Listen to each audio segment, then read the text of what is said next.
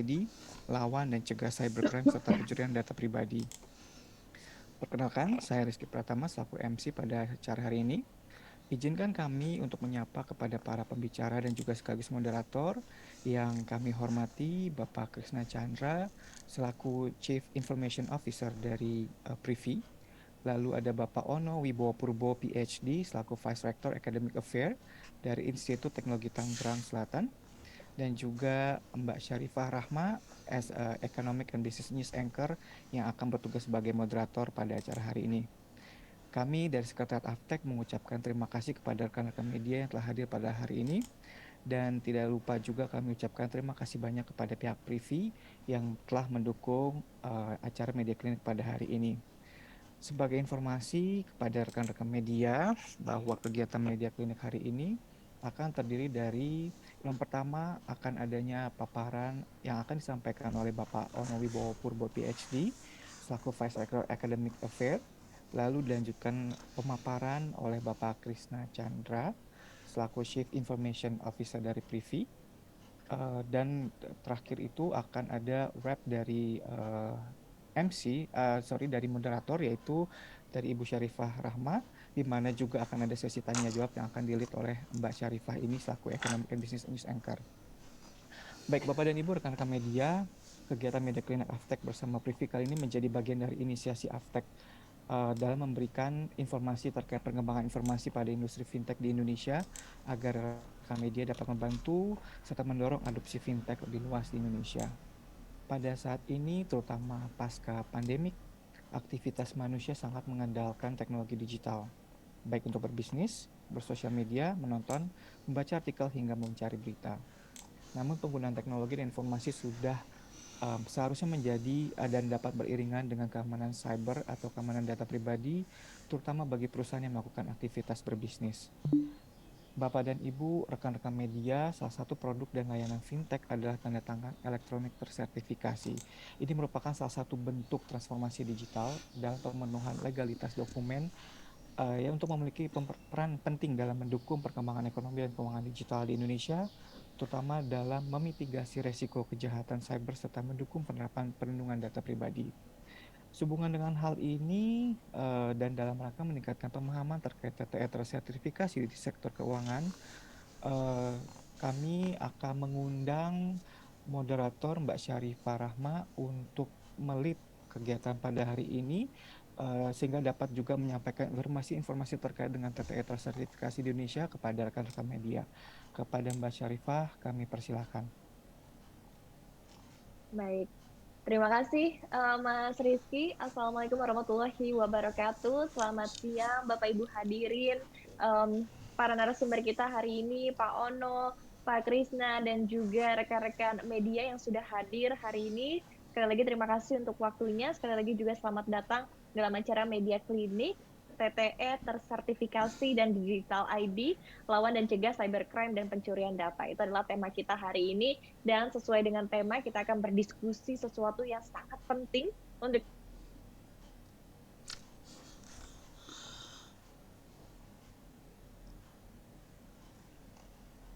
Sorry, ini saya putus atau enggak ya? Terputus Pak Ono. Oh, Halo, Syarifahnya yang Bapak. terputus ya? Iya. Sepertinya saya yang terputus. Kirain saya putus, Sebentar. stres. Ya udah diambil alih Pak Rizky. Padahal dia cakep jadi susah juga ya. Baik ya, mohon maaf rekan-rekan media, ini kami sedang coba kontak kembali dengan Mbak Syarifah karena memang sedang terputus kondisinya. Ya, tadi melanjutkan informasi yang juga sedang disampaikan oleh Mbak Syarifah. Halo Mbak Syarifah, sudah bisa join kembali Mbak? Oke, baik Bapak dan Ibu, memang izin mungkin menambahkan karena memang juga salah satu bentuk mitigasi resiko di jasa keuangan adalah pemanfaatan tanda tangan elektronik atau TTE tersertifikasi. Karena memang dari segi definisi ini sendiri kan tanda tangan TTE tersertifikasi adalah tanda tangan digunakan sebagai alat verifikasi dan Udah masuk tuh. autentikasi secara digital menggunakan PSRE. Halo Mbak Syarifah. Hai semuanya, mohon maaf Oke, semuanya Mbak. terputus, sorry. Mohon maaf semuanya ya, sempat terputus barusan. Baik, tadi kembali lagi semuanya, selamat datang, terima kasih, senang sekali saya Syarifah Rahma bisa kembali untuk dalam acara hari ini dan berkesempatan untuk menjadi moderator dalam acara hari ini. Dan tadi kita sudah berbicara sedikit ya terkait dengan privacy seperti apa pentingnya tadi ya terkait dengan keamanan digital, karena ini juga berkaitan seperti apa kita bisa membawa ataupun juga bisa menjadi menggaris bawahi begitu ya, bahwa pentingnya ekonomi digital ini juga harus disertai dengan keamanan digital yang memadai. Nah, kita ketahui juga bahwa pemerintah juga telah menetapkan Undang-Undang Perlindungan Data Pribadi ataupun juga UU PDP, dan ini perlu kita lihat seperti apa hal ini juga ditranslasikan oleh para pelaku industri khususnya dari fintech seperti Privy begitu ya. Dan kita juga akan melihat betapa pentingnya tadi produk-produk terkait dengan keamanan digital ini untuk bisa dimengerti oleh masyarakat, kemudian juga untuk bisa diadopsi lebih lanjut lagi. Nanti kita akan mendengarkan dua paparan masing-masing dari Pak Ono dan juga Pak Krisna selaku narasumber kita hari ini. Kemudian nanti setelah sesi pemaparan, kita akan masuk ke dalam sesi diskusi, dan kepada rekan-rekan media dipersilahkan untuk bertanya langsung kepada para narasumber kita. Langsung saja, tidak usah berlama-lama lagi, saya undang Pak Ono Wibowo Purbo selaku Vice Rector Academic Affairs Institut Teknologi Tangerang Selatan. Pak Ono, sudah siap dengan materinya, Pak? Siap. Baik, kami persilakan Pak Ono. Oke, langsung aja ya. Terima kasih Mbak Syarifah, Pak Rizky, Pak Krisna, teman-teman Privy, teman-teman Aftek, dan teman-teman media yang ada di sini. Terima kasih atas kesempatannya. Saya langsung to the point karena waktunya cuma dikasih 15 menit, jadi stres. Ini saya langsung share screen aja.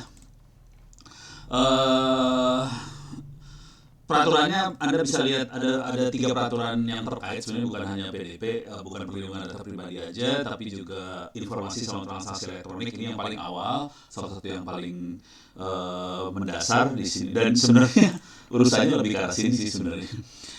Ini nomor 11 tahun 2008, kemudian yang kedua adalah, ini yang ketiga nih sebenarnya ya, bukan perlindungan data pribadi, tapi pelindungan data pribadi nomor 27 2022, dan satu lagi adalah, harus katasin, ini revisinya Undang-Undang PDP nomor 19 2016. Jujur, kemarin saya diundang sama DPR, mereka pengen revisi lagi Undang-Undang transaksi elektronik.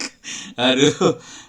Nah, pada kesempatan ini, jadi saya akan buka sedikit kejadian waktu diundang sama teman-teman DPR.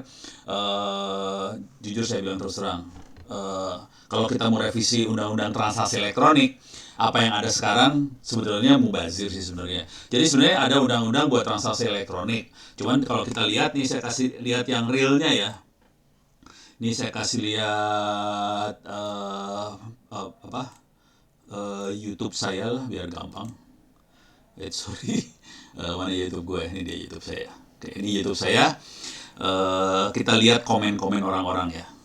Dan ini komennya, ini kebetulan 1 tahun yang lalu, tapi sebenarnya komennya banyak banget. Hampir tiap hari saya dapat komen. Mungkin saya bisa kasih lihat komen yang paling akhir. Mana ya? Oke, sorry salah. Ya udah, ini komen yang ini. Tapi yang paling akhir baru 2-3 hari yang lalu. Ada orang minta tolong, dia ditipu. Ini minta tolong, saya barusan ditipu, game saya hilang. Terus ini minta tolong lagi. Ini Pak, teman saya ketipu 27 juta. Ntar ada lagi yang minta tolong sampai ratusan juta. Guru saya, profesor di Institut Teknologi Bandung, kena tipu 200 juta. Kemudian saya juga ada ibu-ibu dari Klaten waktu itu, ini beberapa tahun yang lalu sih, 300 juta. Yang rekornya 2 miliar sih ketipunya.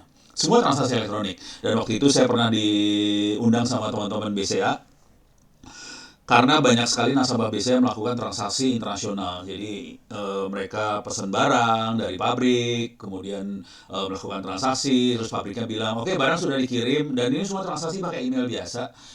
Oke, barang sudah dikirim, dimasukin kargo, dimasukin kontainer, silahkan duitnya ditransfer ke akun ini. Dan itu langsung biasanya yang normal si finance dari perusahaan tadi akan transfer duit ke akun tadi. Nah, kejadiannya, dan ini sampai BCA minta saya roadshow itu waktu itu, ternyata banyak banget yang ditipu lewat email doang sih, lewat email ditipu. Dan kita tahu bikin email itu kan gampang banget ya, pakai Gmail apa aja, bikin email gampang. Udah gitu kita kirim email ke finance-nya tadi, apalagi kalau kita berhasil melakukan penyadapan dari transaksi email tadi, kita bisa kirim email ke finance tadi. Udah gitu si finance-nya langsung transfer duit, dibilangin bahwa barang sudah dikirim, udah dimasukin kontainer, langsung ditransfer. Dan itu duitnya bukan 10.000 20.000 perak, nggak 100.000 rupiah. Kalau kita pakai toko online kan paling berapa ratus ribu perak, ini ratusan juta rupiah. Dan waktu turun dari panggung itu saya demoin sih, saya live demo gimana caranya orang melakukan penipuan. Cuman ini saya agak susah sekarang soalnya waktunya sempit banget. Saya live demo, kasih lihat caranya. Pas saya turun panggung langsung mereka bilang oke. Mereka bilang, Pak, itu yang kejadian sama saya persis. Jadi itu nggak 1, 2, belasan orang yang langsung ngerubung saya kayak gitu. Jadi itu kejadian beneran. Jadi transaksi elektronik parah banget, beneran parah. Nah sekarang kalau kita lihat undang-undangnya, ini undang-undangnya, jujur PDP nggak bisa dipakai sih. PDP nggak bisa dipakai ya. Orang-orang sering mikir bahwa PDP itu bisa untuk melindungi transaksi elektronik. Enggak. Yang bisa melindungi harusnya yang ini, informasi transaksi elektronik. Dan di sini jelas-jelas ditulis transaksi elektronik itu komponen besarnya ada dokumen elektronik, ada sistem elektronik, ada penyelenggara sistem elektronik PSRE, dan juga nanti ada tanda tangan digital dan sebagainya. Jadi kuncinya ada di sini. Oke. Jadi ini yang dipakai sih sebenarnya. Oke, undang-undang transaksi elektronik. Nah, sekarang saya pengen nanya ke teman-teman media. Silahkan dijawab di chat nih ya. Saya pengen nanya, silahkan dijawab di chat. Saya sambil monitoring chat soalnya. Ini saya bikin surat ke Bapak Presiden dengan hormat, sebuah dengan diri. Saya mengajukan permohonan untuk bertemu. Ini surat, saya bikin surat aja sembarangan ya. Ini saya tanda tangan. Pertanyaannya, silahkan dijawab di chat. Apakah surat saya ini legal atau tidak legal? Silahkan jawab di chat. Oke. Belum ada yang jawab, nggak ada yang bisa jawab, atau nggak tahu, atau gimana. Jadi sebagian besar orang akan bikin kayak gini suratnya, dan udah legal. Oke, itu dari Denny. Major MR tidak legal, Mas Andrea Anggoro tidak legal, Randy, pikiran rakyat tidak legal. Oke, ini betul tidak legal. Sekarang kalau saya rubah suratnya seperti ini. Suratnya sama, tapi saya bikin surat seperti ini. Ini suratnya sama loh. Oke, suratnya sama. Cuman saya pakai QR code di sini. Pertanyaannya, legal atau tidak legal? Lebih susah yang ini. Ini legal atau tidak legal? Halo, legal atau tidak legal? Saya pakai QR code di sini sekarang. Nah, iya, pusing loh pada. Tidak legal. Pikirannya masih tidak legal. Oke, jago. Oke, harus diakuin. Teman-teman media udah ngerti nih berarti. Tadi gue ngetes doang sih, ngetes. Anda ngerti apa enggak sih? Jadi benar banget. Ini tapi jujur ya, ini jujur.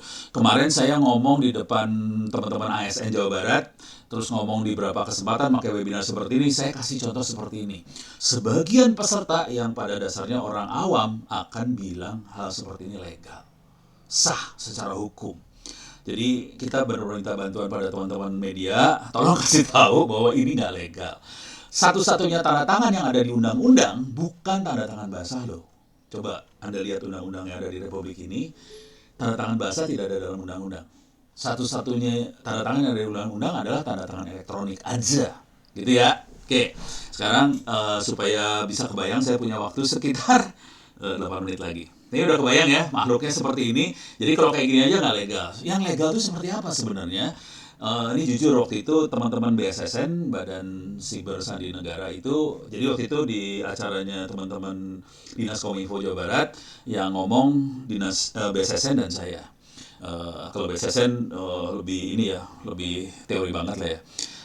BSSN bilangnya gini, kalau Anda lihat surat yang legal, ada QR code-nya di tanda tangan. Tapi kalau Anda coba kita lihat benar surat-surat dari kementerian atau apa yang udah mulai pakai tanda tangan elektronik, pasti tanda tangannya QR code. Nah ini masalah besar sih sebenarnya. Sebagian orang akan nyangka tanda tangan elektronik yang legal adalah QR code. Padahal enggak. Di balik QR code itu yang legalnya sebenarnya.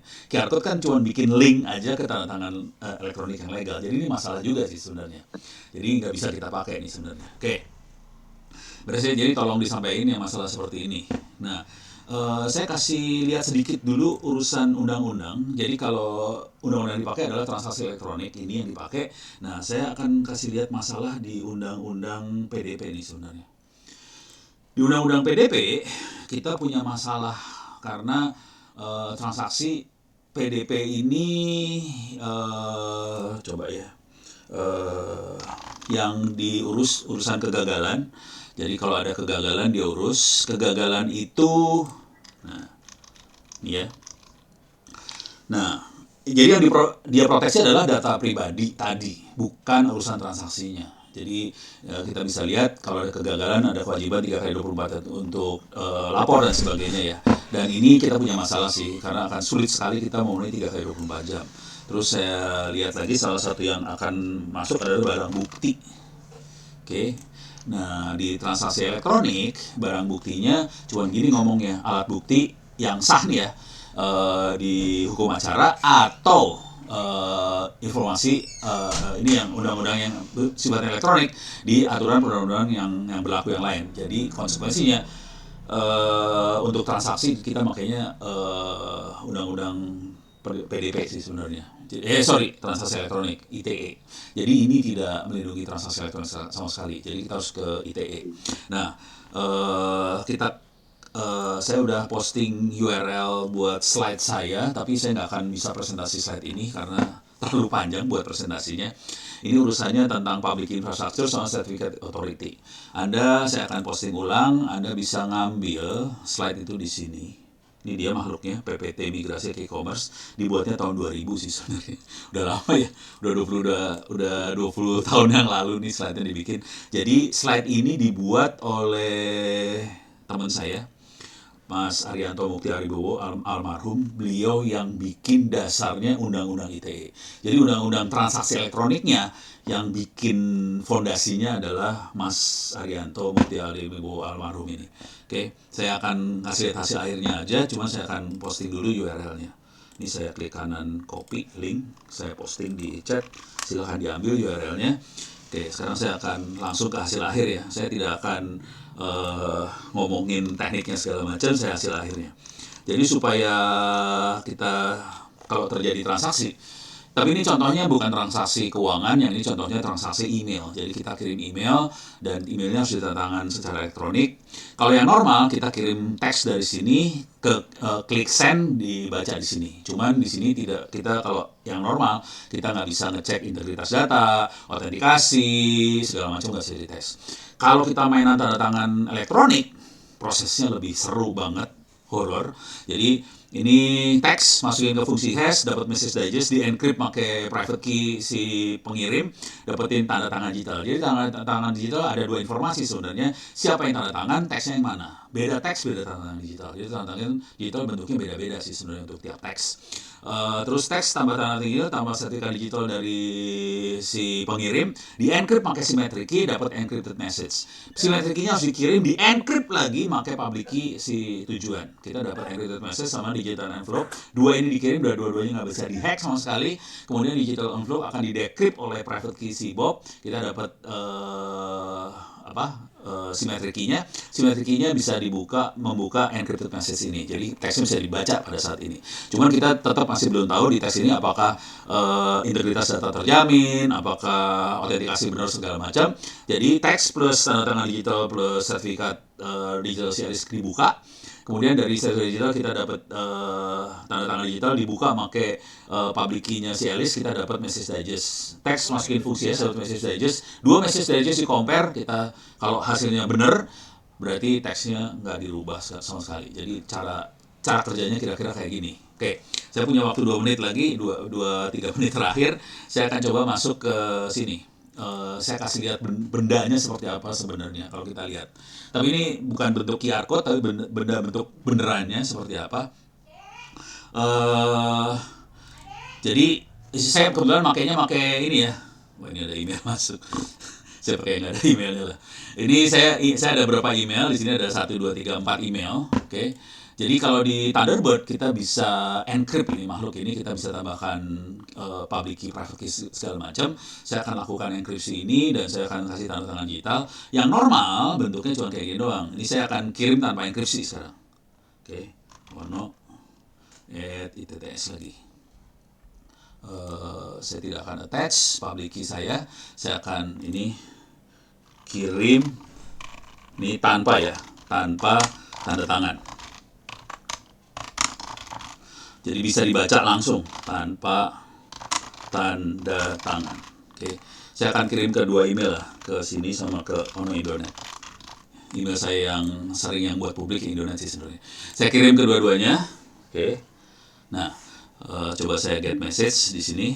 Nah, di sini kita bisa langsung baca nih mailnya. Coba yang unread mana? Nih. Oke, ini mailnya bentuknya seperti apa?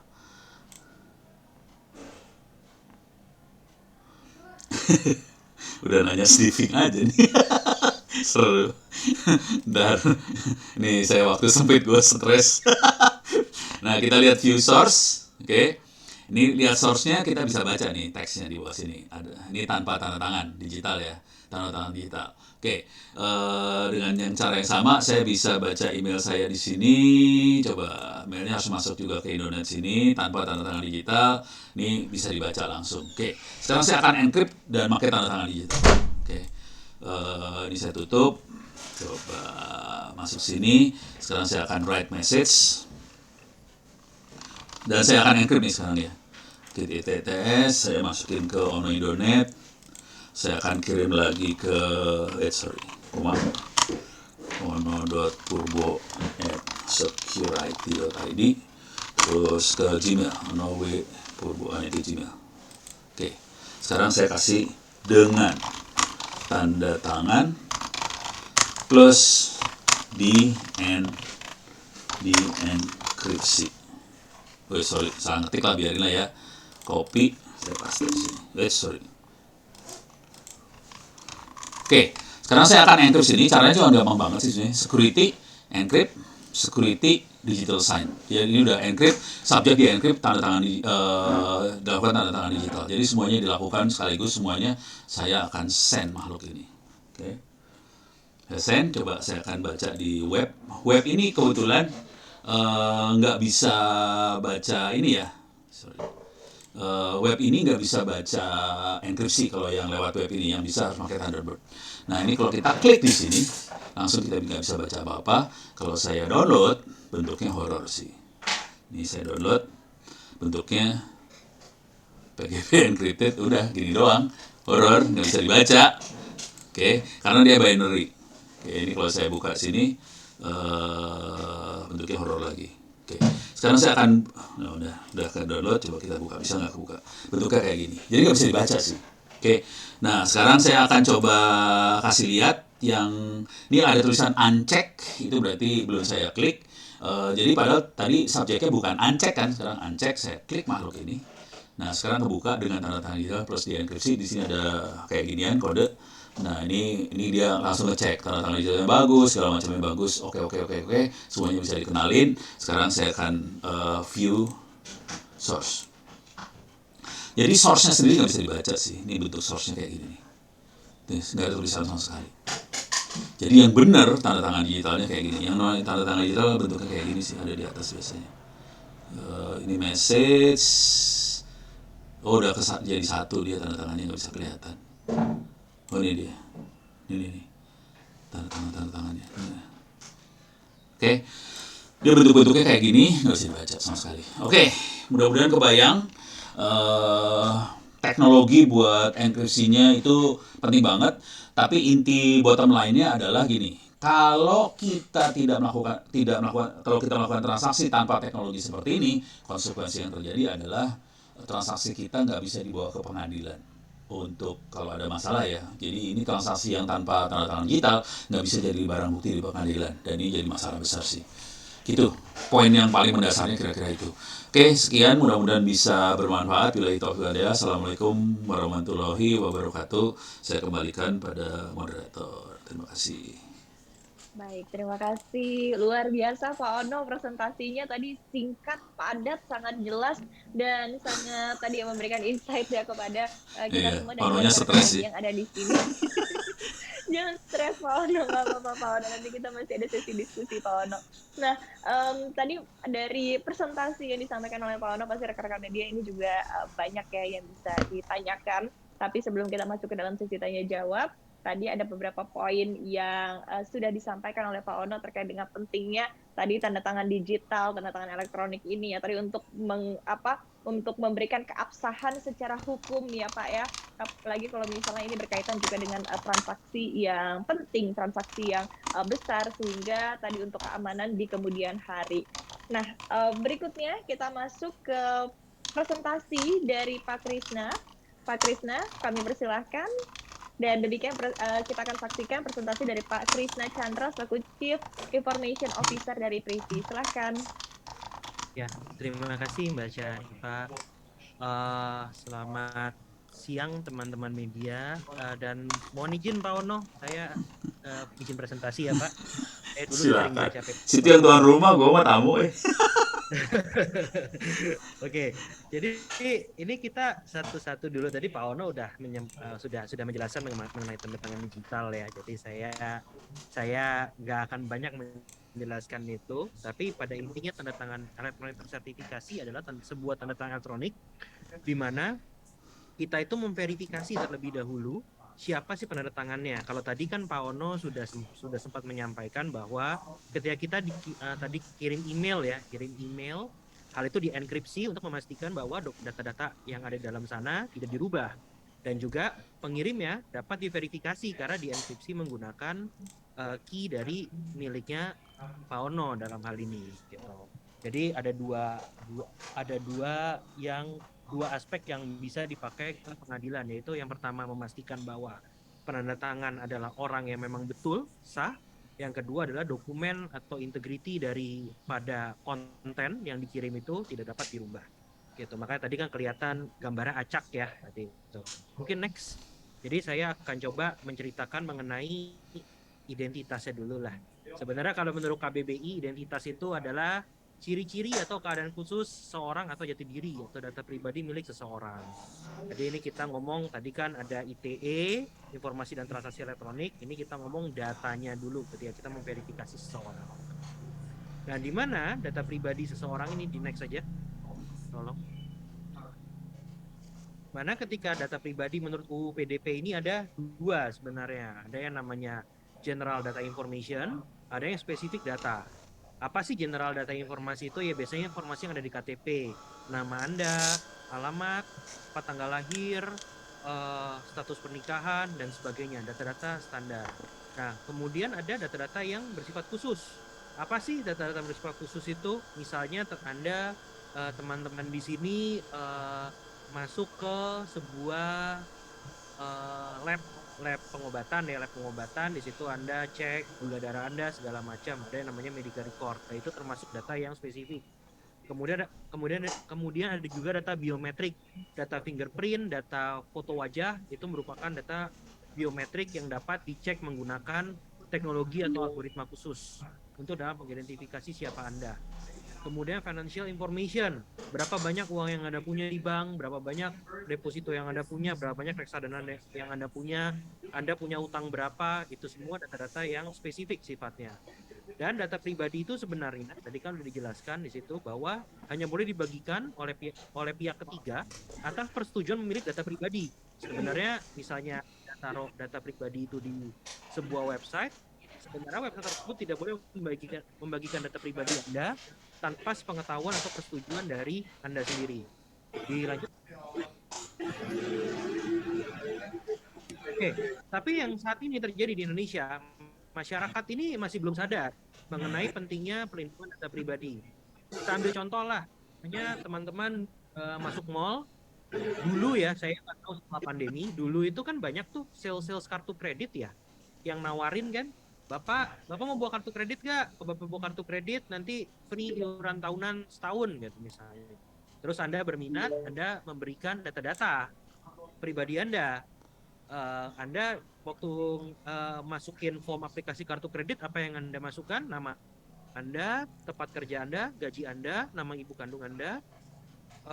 Kemudian juga ada data-data pribadi lain seperti tempat bekerja, gaji, dan sebagainya. Tapi sebenarnya yang memerlukan data tersebut kan bukan sales kartu kreditnya. Sales kartu kreditnya itu hanya sebenarnya mengumpulkan data tersebut untuk dikirimkan ke underwriter kartu kredit yang untuk menilai kelayakan Anda apakah Anda boleh mendapatkan kredit atau tidak. Tetapi hal ini disalahgunakan oleh sales kartu kredit gitu. Kalau udah difotokopi, disebarluaskan, akhirnya data pribadi kita berceceran di mana-mana. Demikian pula ketika kita melakukan aktivitas-aktivitas seperti misalnya kita check-in hotel. Kita diminta ngisi data diri gitu kan. Yang sebenarnya yang mereka butuhkan mungkin cuma nama dan alamat. Tapi mereka juga nanya sampai Anda status kawinnya apa gitu dan sebagainya. Yang sebenarnya nggak relevan dengan apa yang memang service yang mereka berikan. Gitu. Mungkin next. Ya, ya. Nah, terus akhirnya karena data berceceran di mana-mana, akhirnya banyak tuh kasus-kasus penyalahgunaan data di sini. Nah, ini cuma salah 3 lah atau salah 4. 1 2 3 4 5. Salah 5 dari contoh penyalahgunaan data pribadi gitu. Di mana akhirnya data pribadinya dijual, dipakai buat mengajukan pinjaman online, akhirnya diteror pinjol dan sebagainya. Next. Oke, sekarang kalau kita pikir-pikir, digital space ini, internet ini ya, Anda semua connect lewat Zoom gitu kan, Anda semua connect ke internet, sebenarnya kita nih nggak tahu sama sekali loh internet itu apa. Yang kita tahu kalau kita nggak ngerti kita kemana? Kita ke Google. Jadi Google itu gateway dari internet, gateway dari kita imagine internet ini seperti sebuah hutan belantara ya, yang kita tuh nggak tahu kita harus kemana, makanya kita butuh direction. Yang dimana karena ini hutan belantara, kita tuh juga kadang nggak bisa mengenali nih sebenarnya lawan bicara kita ini itu siapa sih dia, identitasnya siapa sih, apakah dia ngaku-ngaku menjadi orang lain, apakah tiba-tiba saya ngomong close kamera, saya ganti nama saya jadi Ono gitu, Ono Wibowo Purbo gitu, terus saya ngomong aja sebagai Pak Ono gitu kan, bisa aja. Nah, hal-hal seperti ini yang jadi masalah di dunia internet atau di cyberspace. Next. Jadi di sini kalau kita ngomong identitas digital, Privy ini hadir untuk memberikan solusi identitas digital sebagai pihak ketiga terpercaya. Jadi apa sih yang kita lakukan sebelum orang itu mendapatkan Privy? Yang pertama adalah next. Yang pertama adalah Privy itu memverifikasi orang terlebih dahulu. Apa yang diverifikasi? Yaitu data dirinya teman semua. Pertama kali foto selfie-nya akan di capture menggunakan live detection. Kemudian foto KTP, hasil dari foto selfie tersebut dan KTP itu akan dibandingkan dengan database Dirjen Dukcapil atau database kependudukan. Di mana database kependudukan nanti akan memberikan hasil lanjut. approve atau reject, yang dimana hasil approve atau reject ini bergantung dari foto yang disubmit. Jadi ada dua hal yang diverifikasi. Yang pertama adalah data tekstualnya, benar gak sih NIK tersebut memang terkorelasi dengan nama Krisna dan tempat tanggal lahir, let's say Jakarta 1 Januari tahun 1980 misalnya. Nah, kemudian yang kedua adalah mengecek data foto selfie dibandingkan dengan foto yang memang ketika pengambilan di Dukcapil pada waktu rekaman KTP. Nah, hasilnya Dukcapil akan memberikan sesuai atau tidak sesuai. Nah, dari hasil itu, maka Privy akan menerbitkan sebuah yang namanya sertifikat digital yang nanti akan terrelasi dengan identitas dari teman-teman semua. Yang dimana identitas tersebut nanti akan dapat digunakan oleh dapat digunakan untuk melakukan proses penandatanganan dokumen secara elektronik. Sama seperti tadi Pak Ono sampaikan, jika kita melakukan enkripsi menggunakan key dari masing-masing dari si pengguna. Jadi ini salah satu contohnya aja untuk membuka rekening di salah satu bank, itu ada proses enkripsi. Proses enkripsi tadi sudah disampaikan oleh Pak Ono, saya nggak akan ulang lagi. Next. Di mana sebenarnya proses ini akhirnya kita membuat yang namanya sebuah digital ID gitu.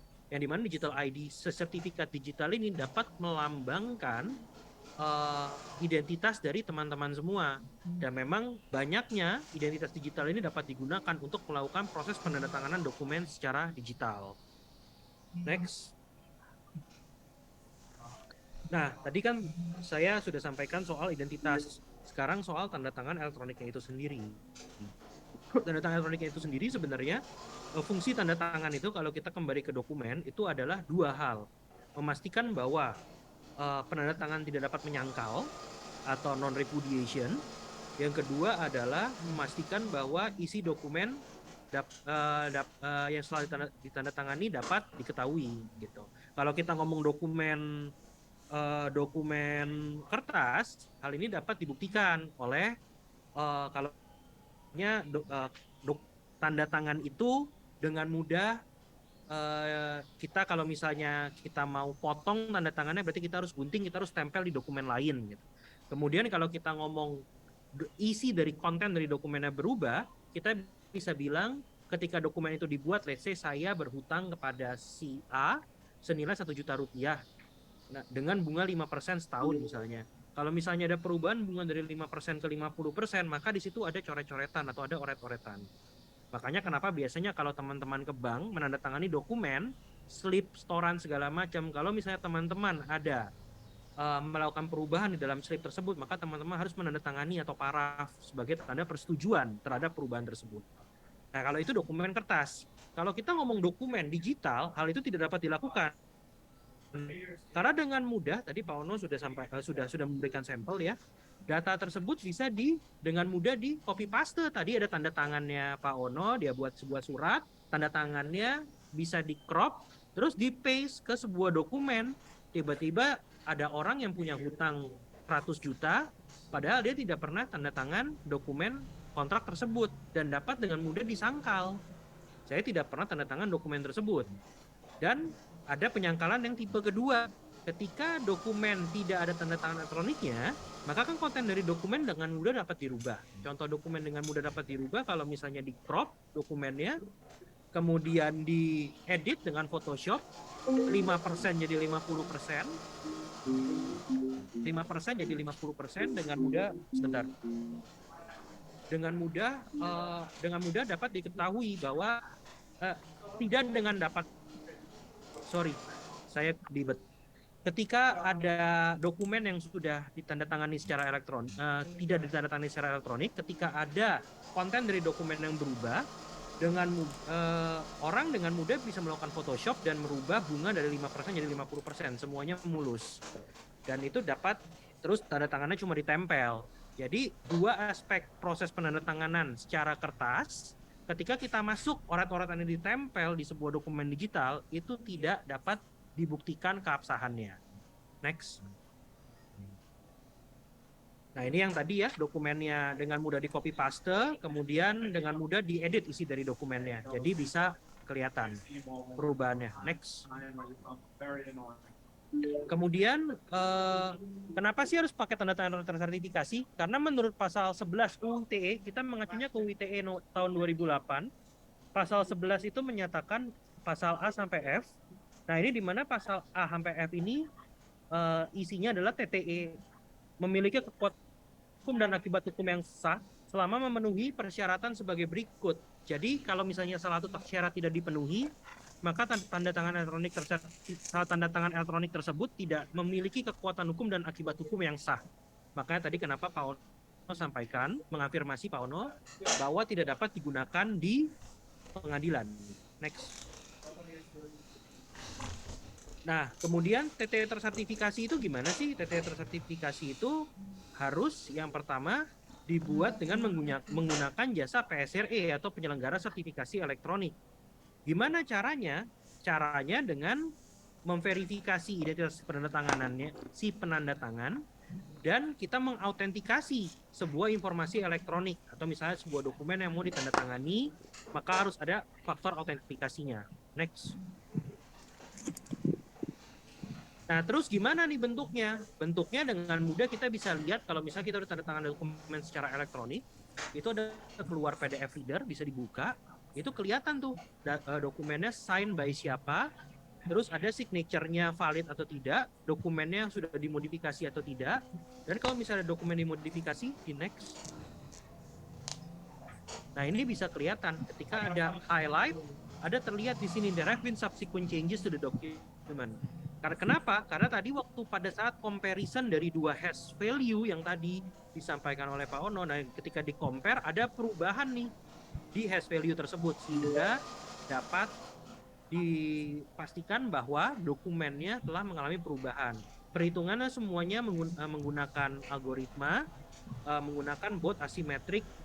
Kita menggunakan asimetrik kriptografi, kombinasi dengan simetrik dan juga hashing dari dokumen tersebut supaya mendapatkan output dari setiap dokumen yang memang identik.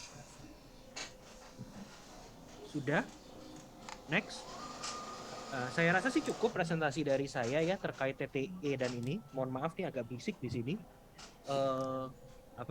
Kalau memang nanti ada pertanyaan kita bisa diskusi lebih banyak setelah ini. Oke, baik, terima kasih Pak Krisna Chandra selaku Chief Information Officer dari Privi tadi ya, untuk informasinya tadi tergambar gitu seperti apa. Sekali lagi pentingnya untuk digital ID bagi kita semua begitu ya. Nah, kita akan langsung masuk ke dalam sesi tanya jawab. Kepada rekan-rekan media yang punya pertanyaan boleh langsung tuliskan ya. Sudah ada formatnya di sini, sudah ada di kolom chat, jadi silahkan bagi yang ingin bertanya langsung saja, atau kita boleh juga ya mungkin yang ingin langsung bertanya langsung menggunakan video juga nggak apa-apa, kami persilahkan. Tapi sembari kita menunggu rekan-rekan media ya ingin bertanya, kita mulai dulu ya sesi diskusinya ya Pak Krisna dan juga Pak Ono. Oke, nah tadi kita udah diajarin nih oleh Pak Ono gitu kan, seperti apa sebetulnya tadi pentingnya tanda tangan digital, kemudian juga oleh Mas Krista juga seperti apa tadi secara umum juga gambarannya begitu ya. Nah tapi di satu sisi mungkin kalau kita berandai-andai begitu kan menjadi masyarakat awam, ini kan sebetulnya literasi digital aja adalah sebuah tantangan. Masuk ke literasi keamanan digital ini lebih advance lagi ya Pak Ono ya. Artinya kan edukasinya juga perlu lebih mantap lagi gitu kan, perlu lebih mendalam lagi gitu kepada masyarakat. Nah, sekali lagi kita highlight ya betapa pentingnya keamanan digital ini sendiri. Mungkin saya ke Pak Krisna terlebih dahulu begitu, seperti apa sih sebetulnya manfaatnya sekali lagi dengan digital ID yang aman, terjamin keamanannya, dan di satu sisi juga sebetulnya untuk gambaran kepada kita semua begitu ya, seberapa terpaparnya kita ketika kita tidak melindungi data pribadi kita sendiri. Pak Krisna, silahkan. Ya, ini kan konsepnya adalah awareness ya. Jadi kalau makin banyak orang yang nggak aware terhadap data pribadinya itu dengan mudah disebarkan gitu ya, orang nggak aware lah kalau misalnya ada data pribadi mereka kasih, diminta KTP, katakan gedung deh, kita mau masuk ke gedung bertingkat, biasanya kita dimintain KTP kan. Sebenarnya kan orang gedung nggak perlu tahu itu KTP kita ngasih KTP dia tujuannya sebenarnya buat apa gitu. Kalau misalnya terus mereka mau jahat, mereka fotokopi KTP-nya kan, mereka fotokopi KTP-nya, mereka masukin data-datanya, terus sistemnya kehack, sistemnya kejebolan, data-data KTP kita semua kesebar ke semua orang, plus ada selfie-nya juga. Kita dimintain juga kan foto selfie ketika kita masuk gedung bertingkat gitu. Yang sebenarnya menurut saya yang paling penting adalah yang sebenarnya dia mau tahu adalah orang ini memang termasuk daftar teroris gak, termasuk orang yang berbahaya gak. Jangan sampai nanti masuk ke gedung terus gedungnya jadi dibom gitu kan, amit-amit gitu. Nah, justru dengan adanya digital ID di sini ditaruh di tempat terasa terparti yang terpercaya, dan ketika ada orang yang memerlukan data tersebut, misalnya katakan gedung cuma mau tahu orang ini merupakan orang yang blacklist atau tidak, ya maka data tersebut akan dibandingkan misalnya dengan data kepolisian, ini contoh ya, atau dengan data blacklist, supaya kelihatan dia nggak perlu tahu orang ini namanya siapa, yang dia perlu pastikan adalah orang ini apakah orang ini di blacklist, masuk ke daftar hitam atau tidak gitu. Jadi hal-hal seperti itu yang sekarang ini masih miskonsepsi nih di masyarakat kita. Sekarang ini, oh Bapak butuh store KTP, kita kasih KTP kita. Bapak perlu store ini. Padahal KTP itu identitas kita yang kita gunakan untuk apply pinjaman online, untuk apply kartu kredit, untuk apply semua loan. Gitu. Yang itu bisa disalahgunakan oleh orang-orang yang tidak bertanggung jawab. Gitu. Sehingga perlu adanya digital ID, di mana digital ID ini memfasilitasi semua lini bisnis yang akan menggunakan supaya data-data pribadi kita dapat diminimalisir penyebarannya dan lebih aman. Oke, tadi intinya highlight-nya ya Pak Krisna ya, ini sebetulnya antisipasi ya. Tadi untuk kejadian-kejadian yang tidak diinginkan di kemudian hari. Itu maksudnya esensinya juga dari keamanan, apalagi kalau kita berbicara sesuatu Ya, digital, ini kan sesuatu semua yang betul. Ya, apalagi kalau berbicara sesuatu di dunia digital, ini kan tadi seperti yang digambarkan Pak Krisna ya, hutan rimba ya, kita nggak tahu sebetulnya kita berhadapan dengan apa, siapa, mau ada macan, mau ada apa gitu, kita nggak tahu kan. Jadi tadi kita harus siapin safety-nya dari diri kita sendiri gitu kan. Oke, nah kemudian kita ke Pak Ono. Pak Ono, ini pertanyaannya kurang lebih sama gitu kan. Ya. Kalau misalnya kita sendiri berbicara terkait dengan keamanan digital, toh kita aja maksudnya secara umum ya, secara awam gitu kan, masyarakat yang baru masuk ke dunia digital, tapi sudah langsung dihadapi oleh kenyataan, oke kita harus memprotek diri kita sendiri secara digital gitu kan Pak Ono ya. Nah ini concern-nya kepada masyarakat, betapa ini juga sangat penting Pak Ono, ini seperti apa? Tadi saya share screen-nya biar seru lah. Silakan Pak. Tadi yang diomongin Pak Krisna bagus banget sih. Dia ngasih contoh berapa cuplikan artikel ya orang yang ketipu. Sekarang saya masuk pakai Google aja. Paling gampang cerita pakai Google. Masukin kata kunci IKTP aja. Terus kita lihat gambar. Deh, bagus kan? Sesederhana ini sih bocornya. Parah. Ini KTP, belum yang lain ya. Jadi separah itu sih. Kita cari yang lain, misalnya kartu mahasiswa, udah lebih parah lagi nih mah, udah bocor deh, lu cari dah kartu mahasiswa lu. Gitu ya, jadi nggak usah jauh-jauh sih, sebenarnya kita kayak googling juga dapat. Yang lebih geblek mah kartu keluarga, lo mati lah lo. Nih ya, banyak banget ya. Iya benar-benar. Mau masuk yang lebih parah, masuklah ke Play Store lah, Playgoogle.com, ini Play Store di handphone ya, bisa diakses lewat web sih Play Store. Jadi kita bisa playgoogle.com, kita masukin aja yang sederhana aja IKTP, lo cari dah aplikasinya, tuh keluar semua aplikasi buat ngecek IKTP. Jadi data-data kita sih bisa gampang nyarinya sih sebenarnya. Parah, dan ini yang ngeluarin keren, yang ngeluarin keren banget sih. Direktorat Jenderal Dukcapil Kemendagri. Ini kalau kita tahu nomor kan kita bisa ngerandom nomor. Random nomornya kan bisa nyari-nyari lah ya. Dari kita bisa stalking di media sosial sebenarnya dapat ulang tahunnya orang gitu ya. Terus kita nomor belakangnya kan kita rada nebak-nebak lah ya. Udah dapat nih semuanya. Nah, jadi KTP bisa dijebolin. Tadi soal di hotel apa segala macam. Kalau teman-teman saya lebih parah sih mainannya. Dia bikin pakai aplikasi di handphone, ya udah dibaca ininya, tagnya dari IKTP-nya yang dibaca. Udah sorry ini udah ekstrim. Jadi separah ini sih serangannya. Bayangkan kalau kita bisa menduplikasi KTP seenak jidat, ya udah tadi seperti yang Pak Krisna bilangin, kita bisa nyolong pura-pura jadi orang lain dan kita bisa pinjam duit apa segala macam yang kena sebelah sana, kita happy. Kira-kira kayak gitu. Separah itu sih sebenarnya.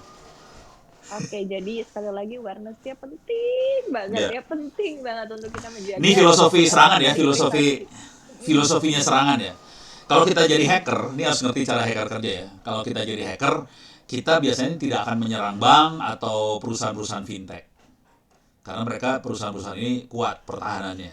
Yang kita serang siapa? Nasabahnya, customer-nya. Personal ya. Oh ya, pribadi. Jadi usernya yang diserang, karena user itu biasanya pertahanannya paling. Jadi kalau kita nyerang, pasti akan nyerang yang paling lemah pertahanannya. Nggak mungkin bank, fintech, e-commerce itu lebih susah diserangnya. Tapi kalau user, hajar bleh gitu. Jadi tekniknya nipu sih sebenarnya. Tadi nipu menggunakan ngaku-ngaku jadi orang. Nah, atau kalau bisa nipunya gini, Anda dapat hadiah dan banyak yang ketipu kayak gitu. Kita juga bisa bikin aplikasi, kita kirim ke dia, tapi ini udah rada rumit ya. Saya soalnya ngajar. Dan gue ngajarin cyber security, gue ajarin, jadi kita bisa bikin aplikasi, kirim ke orang yang klik, masuklah tuh trojan, bisa take over handphone gitu segala macam. Oke. Nah, tadi yang seperti yang tadi disampaikan oleh Pak Ono begitu, bahwa yang paling gampang diserang ini justru pribadi nasabahnya, sehingga balik lagi proteksinya harus dimulai dari diri sendiri gitu kan. Ya, tapi Dan harus ini nyebarin jadi salah ilmu satu nih. yang Ini PR betul. buat Aftek. Sorry, Pak Krisna, Aftek teman-teman ini PR-nya gede loh. Soalnya kalau enggak, oke lah, Afteknya bagus, anak-anak fintech bagus, ada privy dan sebagainya bagus. Tapi kalau usernya ditipu, bubar dah loh. Tapi justru itu ya Pak Ono ya, kalau privy sendiri kan hadir ya untuk tadi membantu juga masyarakat untuk tadi memproteksi diri masing-masing. Nah, dari Pak Krisna mungkin bisa dijelasin sebetulnya produk dan layanan yang ditawarkan oleh privy yang fokus kepada penyediaan tadi ya untuk keamanan digital, TTE tersertifikasi, digital ID, ini keunggulannya seperti apa dalam memperkuat proteksi diri kita sendiri untuk melawan cybercrime? Pak Krisna, silakan. Oke, yang pertama adalah harus dari orangnya dulu ya, karena nggak ada gunanya kalau orangnya apply privy gitu, terus juga orangnya apply juga ke tempat lain yang bukan privy, taruh data pribadi juga, nggak ada gunanya. Jadi yang paling utama adalah memang pertama kali kalau ngomong privy ini apa, privy ini kan menyediakan sebuah identitas yang terpercaya yang dapat digunakan oleh semuanya, oleh semua orang. Jadi yang memang bekerja sama-sama kami ada beberapa perbankan gitu ya. Jadi misalnya ketika orang apply kartu kredit itu contohnya, orang apply di bank, orang apply untuk buka rekening bank, ya mereka tinggal login menggunakan privy ID-nya mereka. Nanti dari bank tersebut akan meminta konsen untuk supaya data-data pribadi itu boleh dikirimkan dengan atas persetujuan dari si pengguna data, pemilik data. Ketika pemilik datanya sudah konsen, oke, data-data pribadi saya boleh kirim. Nah itu maka data-data tersebut akan privy kirimkan. Nah ini juga harus digarisbawahi. Konsennya ini jangan banyak orang sekarang ini konsen itu main klik aja. Ketika ada kemarin soal kasus phishing dari aplikasi cek paket ya kalau nggak salah, cek paket itu orang dengan mudah dia minta SMS accept, dia minta apa accept, dia minta apa accept. Jadi harus ada awareness dari orang itu sendiri, apakah data yang diminta masuk akal atau enggak. Masa aplikasi cek paket mau minta akses ke SMS, hal itu kan nggak masuk akal. Masa orang aplikasi cek paket minta juga akses ke call log dari telepon gitu dan sebagainya, itu kan hal yang nggak masuk akal gitu. Jadi itu yang memang literasi itu yang memang harus dibangun oleh Aftek dan oleh pelaku industri, bahwa saat ini dunia digital ini berkembang sangat pesat, tapi tidak dibarengi dengan literasi keamanan yang sepadan, sehingga orang-orang kita itu dengan mudah memberikan konsen terhadap sesuatu yang sebenarnya tidak diperlukan gitu. Oke. Wah, ini menarik banget tadi dari Mas Krisna ya, bahwa sesimpel dari hal-hal paling simpel pun bisa berujung kepada penipuan ya tadi ya dari Mas Krisna sendiri, sehingga tadi balik lagi proteksinya, edukasinya, literasinya harus ada di diri sendiri ya. Nah, kemudian Pak Ono, ini menarik Pak Ono kalau kita berbicara tadi ya terkait dengan penipuan dan lain-lain, karena sebetulnya banyak yang bilang nih Pak Ono bahwa oke, yang kena tipu mungkin edukasinya kurang ya. Tapi sebetulnya kalau kita lihat lagi ya, kita bedah lagi, mungkin sebetulnya banyak juga masyarakat yang bisa kita katakan golongan ataupun juga kalangan yang sudah teredukasi tapi juga tetap kena tipu gitu kan. Nah itu sebetulnya gimana sih Pak? Karena tentu aja kalau kita lihat dari sisi penjahat ya, kita lihat dari sisi banditnya nih, mereka juga kan pasti harus mengasah kemampuan untuk lebih pintar lagi begitu dalam trik-trik mereka, motif-motif mereka, modus mereka begitu. Nah, seperti apa Pak Ono akhirnya balik lagi kepada tadi seperti apa kita harus bisa memegang keamanan mulai dari diri sendiri Pak Ono? Ini jujur ya, ngomong jujur terus. Serangan paling parah adalah penipuan sih sebenarnya, jujur. Yang ketipu bukan, ini istri saya ketipu kok. Istri gue ketipu, cuma gara-gara beli mesin jahit ketipu. Menantu ketipu, nggak banyak sih, cuman 6 juta, 3 juta. Guru saya kenanya 200 juta. Jadi jujur, teknik serangannya adalah kasih sesuatu yang too good to be true sih sebenarnya. Itu intinya cuma itu doang. Dan orang kalau udah kayak gitu, orang cenderung, iya saya mau, klik, bubar dah. Cuma kayak gitu doang sih tekniknya. Kalau boleh saran, ya saya kebetulan banyak interaksi sama korban ya. Jadi mereka kebanyakan caranya gitu doang sih, asli, sesederhana itu. Ya PR buat kita semua sih. Kalau saya kemarin usulnya ke teman-teman anggota dewan dan sebagainya, kalau bisa kita masukin. Jadi pertahanan kita sebenarnya, jadi kan ada teknik pertahanan nih yang dilakukan Privy segala macam, bikin pertahanan, bikin benteng ya, itu satu hal. Iya, betul. Cuman user kan perlu belajar teknik bela diri. Nah ini yang Ya. kurang kita sosialisasikan. Kita bikin Dari benteng bagus, teknologinya ya. cuman kalau kita nggak tahu bela diri, untuk belajar teknik bela diri kan kita harus belajar teknik nyerang sama defense ya, attack sama defense. Nah harus belajar itu sih emang. Kalau kita nggak tahu bagaimana cara orang nyerang, kita nggak pernah tahu bagaimana kita harus bertahan. Kira-kira kayak gitu. Oke. Ini sinkron ya tadi seperti yang disampaikan oleh Pak Krisna juga. Sangat. Ya, percuma tadi kalau misalnya bikin tanda tangan elektronik di Privy tapi masih bagi-bagiin data pribadi kemana-mana sama Iya. aja bohong ya. Kalau saya pengennya sih jadiin kurikulum di sekolah sebenarnya. Cuman ini berantem sama Bapak Mas Menteri ntar. Tapi Iya, kalau enggak kita siap. bubar ya kacau asli. Iya. Baik. Oke, ini sudah ada pertanyaan nih, kita bisa lihat di sini ya dari Bagir, dari Antara pertanyaannya. Adakah pengaruh penggunaan pendatangan digital terhadap peningkatan transaksi digital? Jika ada, seberapa besar peningkatannya? Ini pasti Mas Krisna yang bisa jawab. Silakan, Mas Krisna. Ya, jadi penggunaan tanda tangan digital, peningkatan transaksi digital sebenarnya bukan peningkatan transaksi sih, tapi lebih ke arah keyakinan terhadap transaksi. Kalau peningkatan transaksi dengan ada tanda tangan digital, ini kita harus pahami ya, dengan adanya tambahan security, itu udah pasti convenience-nya pun akan turun. Kalau misal security-nya kurang, pasti convenience-nya akan naik. Ini sama aja kayak kita punya rumahnya nggak punya pintu sama sekali. Kalau kita nggak punya pintu sama sekali di rumah, kita mau masuk ke dalam lari cepet sampai gitu. Tapi kalau kita punya pintu di setiap 1 meter untuk masuk ke paling belakang ke gudang butuh buka 10 pintu, nggak convenient tapi aman, nggak bakal ada orang masuk sampai gudang, wong kuncinya semua beda-beda. Tapi nggak convenient karena setiap 1 meter orang harus buka kunci gitu. Nah, tapi keyakinan terhadap transaksi, keyakinan terhadap sesuatu transaksi itu jadi lebih tinggi karena memang menggunakan tanda tangan digital gitu.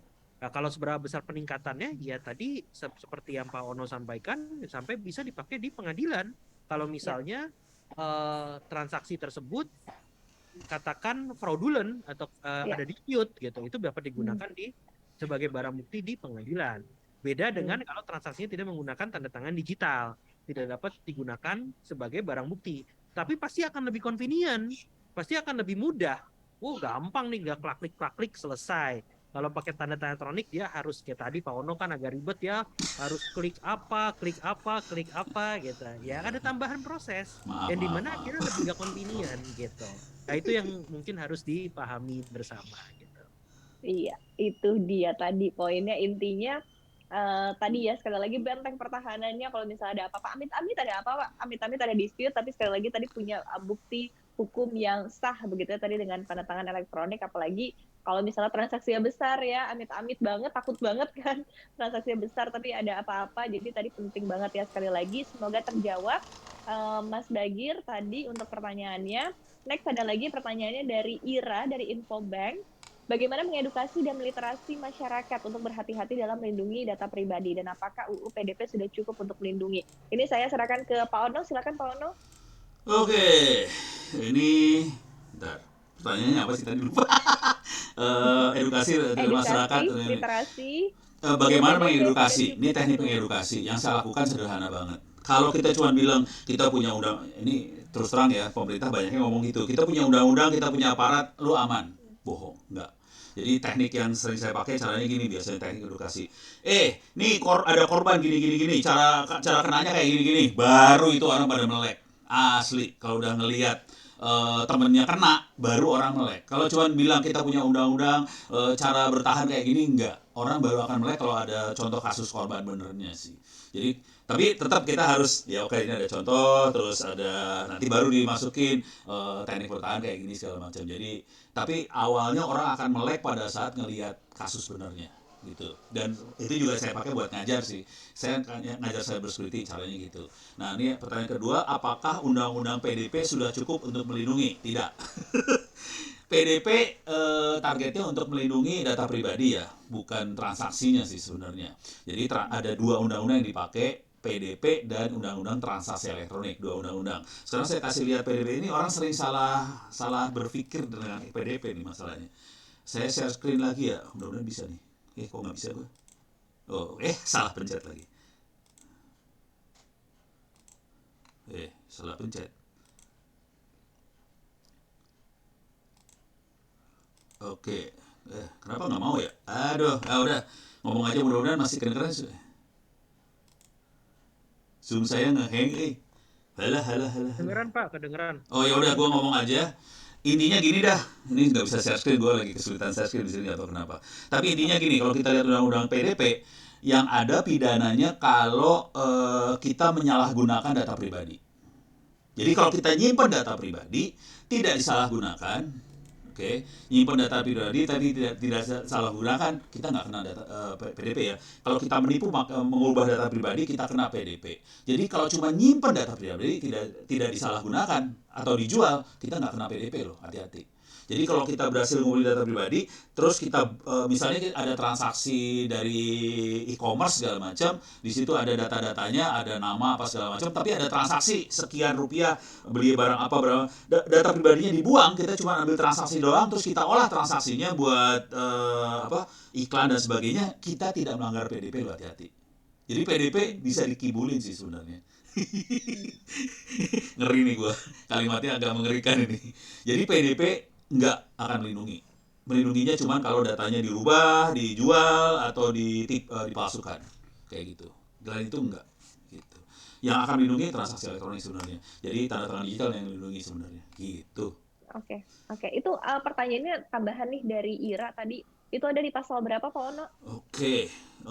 Saya langsung saya pasal 67 kalau di PDP ya. Tentang tindakan pidana di pasal 67, dia di pasal itu tertulis dengan jelas, setiap orang yang dengan sengaja melawan hukum untuk mengumpulkan data pribadi, jadi kena pidana, terus sengaja mengumpulkan data pribadi, terus sengaja menggunakan data pribadi. Jadi tapi kalau kita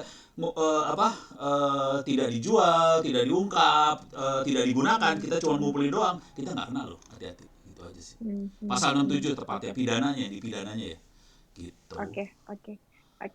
Terima kasih Pak Ono untuk jawabannya tadi ya, sedikit memberikan perspektif kepada kita juga di sini. Kemudian dari Pak Krisna sendiri tanggapannya begitu ya tadi terkait dengan seperti apa tentunya upaya yang akan dilakukan oleh Privy dalam despite apa tadi yang disampaikan oleh Pak Ono begitu, tapi tentu perlu upaya dari kita semua, dari pemerintah melalui regulasi, kemudian dari industri juga tentu perlu begitu ya untuk mendukung upaya pemerintah untuk meningkatkan tadi sekali lagi literasi edukasi digital, kemudian juga keamanan digital. Nah, apalagi Privy ini kan juga memegang peran sangat penting begitu untuk tadi turut menjaga keamanan digital di jagat maya ini gitu kan. Nah, dari Pak Krisna sendiri seperti apa Anda melihatnya peran dari PSRE seperti Privy dalam mencegah kebocoran data pribadi dan juga kejahatan siber, kemudian apa yang dilakukan oleh Privy dalam mendukung penerapan dan implementasi dari UU PDP di Indonesia? Oke, mengenai apa yang dilakukan oleh Privy udah pasti memberikan literasi ya ke masyarakat bahwa nggak bisa kita share data sembarangan, itu yang pertama. Kemudian kalau dari sisi Privy-nya sendiri, produknya Privy sendiri ya, kita kan diaudit oleh berbagai macam lembaga sertifikasi ya. Meskipun kalau kita ngomong audit ya sampling gitu kan, tidak menunjukkan, tapi at least kita bisa memberikan sampel bahwa sebuah keamanan informasi itu dapat diberikan oleh Privy. Privy menawarkan sebuah keamanan informasi di mana ketika kita menyimpan data-data pribadi user, kita tidak akan pernah memberikan data pribadi itu tanpa sepengetahuan atau konsen dari si pemilik data. Itu yang pertama. Kemudian kami juga diaudit oleh berbagai lembaga sertifikasi dan regulator untuk memastikan bahwa kontrol-kontrol terhadap keamanan data itu semua dapat dipenuhi oleh kami gitu. Tapi pada dasarnya yang terjadi saat ini kan memang problemnya ada di people gitu. Kalau kita ngomong three pillar cyber security, ada people, process, technology. Ya memang yang paling banyak diserang adalah people, di mana people ini ya bukan cuma people di dalam usernya Privy sendiri, tapi juga bisa karyawannya Privy dan sebagainya. Nah, maka dari itu perlu adanya kontrol lebih terhadap akses yang memang dimiliki oleh karyawan Privy. Nah, maka dari itu perlu adanya yang namanya audit dari regulator baik dan juga lembaga sertifikasi gitu. Selain dari awareness terhadap user. Kurang lebih seperti itu sih.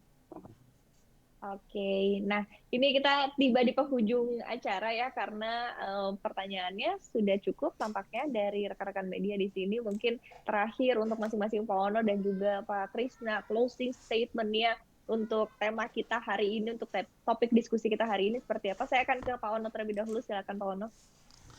Terima kasih. Pertama-tama terima kasih banyak sama teman-teman Privy, Aftek yang sudah menjalankan acara ini. Soalnya ini kita penting banget. Harapan saya sederhana banget. Mudah-mudahan teman-teman media dapat mensosialisasikan pada rakyat Indonesia tentang pentingnya keamanan ini yang dibantu Privy tadi. Keren banget tuh Privy. Dan tanpa itu kita nggak bisa percaya pada sistem.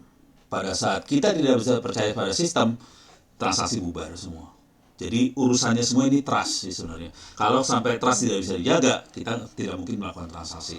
Jadi saya sangat berharap banget supaya teman-teman bisa memandaikan rakyat Indonesia tentang ini semua, supaya bangsa ini tahu, aware dan sebagainya, supaya kita bisa mempercayai sistem, supaya semuanya jadi happy. Rezeki jalan, lancar semuanya. Ibu Syarifah jadi senyumnya tambah lebar gitu. Kira-kira gitu. Terima kasih. Baik, terima kasih Pak Ono. Nah, dari Pak Krisna silahkan untuk closing statement-nya. Ya, yang paling utama ya, meskipun Privy ini sendiri kita hadir ya dalam membentuk sebuah kami berkomitmen untuk membentuk sebuah ekosistem digital, tapi kembali lagi konsepnya security itu ya awareness gitu ya, dimana semua orang itu turut andil di sini, bukan cuma Privy sebagai pelaku industri, tapi juga ada customer selaku nasabah, kemudian juga regulator, itu semua memiliki peran yang penting dalam membuat sebuah ekosistem keamanan digital yang sehat gitu. Sehingga yang harus kita perlukan di sini adalah saling bekerja sama bahu membahu sehingga seluruh literasi dari keamanan siber ini dapat dicapai dengan baik. Ya, paling dari saya itu. Oke, thank you banget Pak Krisna. Ini keren banget tadi ya, terangkum seperti apa sebenarnya sesi diskusi kita hari ini.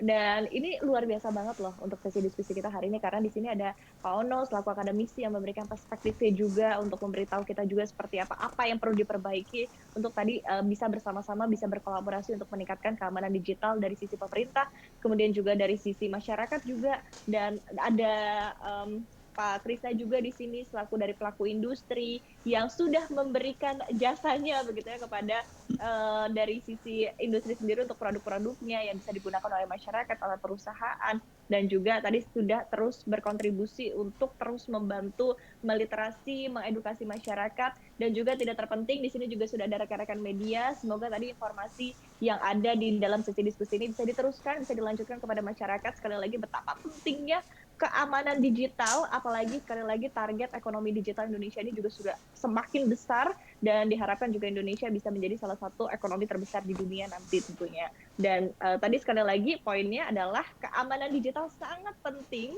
Mungkin tidak sedikit begitu ya yang menganggap remeh terkait dengan keamanan digital, tapi sekali lagi tadi sudah diberikan contoh-contohnya oleh Pak Krisna, oleh Pak Ono, bahwa sesimpel dari KTP yang tersebar di sosial media, di internet saja ini bisa berdampak, amit-amit bisa berdampak buruk begitu ya kepada kita. Jadi sekali lagi pentingnya menjaga keamanan digital harus dimulai dari diri sendiri. Terima kasih kepada narasumber kita yang luar biasa. Terima kasih Pak Ono, terima kasih Pak Terima Krisna kasih. sudah berdiskusi hari ini. Terima kasih sekali lagi kepada rekan-rekan media.